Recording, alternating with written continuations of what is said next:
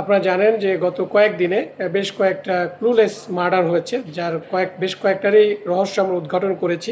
এর মধ্যে একটি চাঞ্চল্যকর হত্যাকাণ্ড ছিল যে গত 10ই সেপ্টেম্বর কুমিল্লার লালমাই এলাকায় রেললাইনের পাশে একটি অজ্ঞাত ব্যক্তির মরদেহ এলাকাবাসী দেখে সেটা লালমাই যে রেলওয়ে থানা আছে তাদেরকে অবগত করে এবং পরবর্তীতে সেখানে রেলওয়ে থানার পুলিশ কর্তৃক সেই মরদেহটি উদ্ধার করে কুমিল্লা মেডিকেল কলেজে তার ময়নাতদন্ত সম্পন্ন করা হয় এবং পরবর্তীতে তাকে শনাক্ত করা হয়। এবং 11ই সেপ্টেম্বর ভিকটিমের ওয়াইফ কর্তৃক একটি মামলা দায়ের করা হয় এবং তারপর থেকে আমরা আমাদের কার্যক্রম শুরু করি এবং এই যে ক্লুলেস হত্যার রহস্য উদ্ঘাটন করার জন্য আমরা চেষ্টা করতে থাকি।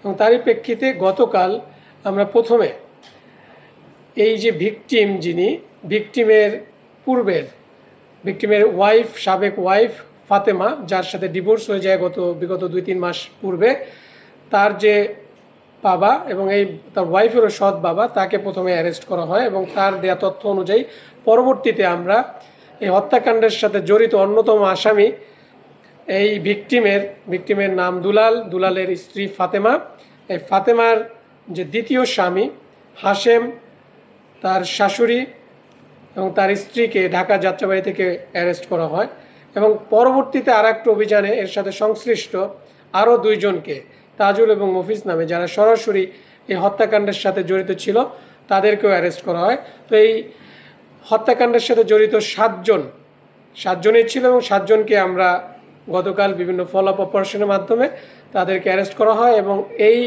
লাশ গুমের বিষয় সাথে যে গাড়িটি ব্যবহার করা হয়েছিল, একটি নোয়া গাড়ি, সেটিকে উদ্ধার করা হয়। তো ঘটনাটি ছিল মূলত ফাতেমা, যে ভিকটিমের সাবেক স্ত্রী ছিল,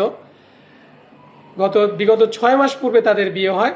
বিয়ের পর থেকেই এই ভিকটিম তাকে ফাতেমার দেয়া তথ্য অনুযায়ী যে তাকে বিভিন্নভাবে অত্যাচার, মানসিক টর্চার করত।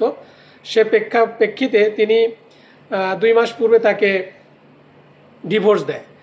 ইন দ্য মিন টাইম এই দুলালের সাথে তার সম্পর্ক থাকাকালীন সময়েই তার সাথে আর একজন, এই যে হাশেম নামের একজন দুবাই প্রবাসী, সোশ্যাল মিডিয়া ইমোর মাধ্যমে তার সাথে একটা রিলেশন বিল্ড আপ হয় এবং এই হাশেম যখন বাংলাদেশে আসে তখন এই হাশেমের সাথেও তার বিবাহ হয়। এটা তার সেকেন্ড ম্যারেজ ফাতেমার, এবং হাশেমেরও সেকেন্ড ম্যারেজ। বিবাহের পরেও, এই হাশেমের সাথে বিবাহের পরেও এবং দুলাল কর্তৃক ডিভোর্স দেওয়ার পরেও এই দুলাল বিভিন্নভাবে এই ফাতেমাকে ডিস্টার্ব করে যাচ্ছিল। তো ডিস্টার্ব করার প্রেক্ষিতে হাশেম এটা মেনে নিতে পারেনি এবং তারপরেই তাকে হত্যার পরিকল্পনা করে এবং পুরো পারিবারিকভাবেই এই যে ফাতেমা, তার মানে হাশেমের স্ত্রী ফাতেমা, তার শাশুড়ি মরিয়ম এবং আরও হাশেমের 2 জন বন্ধু, তারা মিলিতভাবে প্ল্যান করে তাকে মেরে ফেলার। সে লক্ষ্যেই গত 10ই সেপ্টেম্বর যখন এই ফাতেমার বাসায় যায় দুলাল ভিকটিম, তখন আগে থেকে পরিকল্পিত ছিল যে তাকে ঘুমের ওষুধ খাইয়ে তাকে অচেতন করা হবে এবং সে লক্ষ্যে এই হাশেমের স্ত্রী ফাতেমা তাকে 4টি শরবতের মধ্যে 4টি ঘুমের ওষুধ খেয়ে তাকে অচেতন করে ফেলে।